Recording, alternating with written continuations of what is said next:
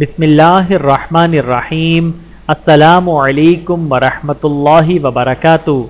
دین اسلام پر ثابت قدمی کی دعا۔ حضرت انس رضی اللہ تعالی عنہ فرماتے ہیں کہ رسول اللہ صلی اللہ علیہ وآلہ وسلم بکثرت یہ دعا مانگا کرتے تھے، یا مقلب القلوب ثبت قلبی علی دینک، اے دلوں کو پھیرنے والے میرے دل کو اپنے دین پر قائم رکھ۔ حضرت انس رضی اللہ تعالی عنہ فرماتے ہیں، میں نے عرض کیا، یا رسول اللہ صلی اللہ علیہ وآلہ وسلم، ہم آپ پر اور آپ کی لائی ہوئی ہدایت پر ایمان لے آئے، کیا اب بھی آپ کو ہمارے بھٹکنے کا اندیشہ ہے؟